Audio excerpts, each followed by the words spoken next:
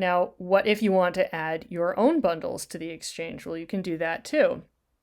So if you go back to the Exchange, you can click on Create New Bundle or Category, and Category is just a finer classification of assemblies within a bundle. So perhaps if you had a healthcare bundle, you might make a funding subcategory inside of it that would involve assemblies specifically related to funding.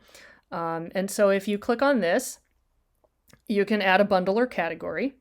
You can also upload a bundle from zip. So if you have a folder structure that mimics the bundle and the categories within it, and you put STMX or ITMX files in it, you can upload everything all at once if you'd like.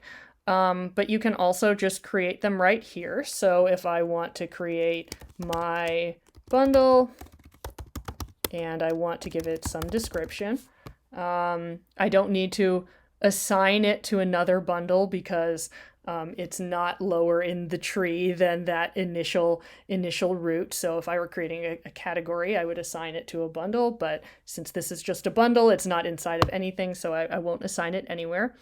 I'll agree to the Creative Commons, and I will add this bundle. And now you can see in my little table here, my bundle is right here, but it's got nothing in it.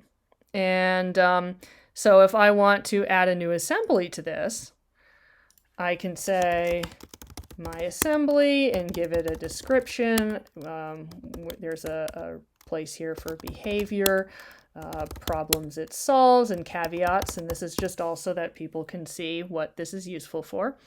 And you'll see that my bundle is an option to assign it to. So I will add my assembly to that.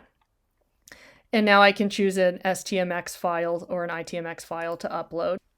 So I can go to a file that I have on my system, an STMX file that contains my assembly. I can double click on it and we're uploading, and now we have uploaded it. And so now if I open up my bundle, you'll see within it my assembly is here. And that assembly is associated with that STMX file uploaded. And if we were to go back to the assembly directory, which you can see has a new link here, and we click on it, you will see that now my bundle actually is right here in the directory. We can open it. I can include it in my software from here if I would like, and anyone else can go ahead and add this to their My Assemblies page, just as I added the one from isee Systems, and look at its information, which you'll recognize as what we put in when we were creating it.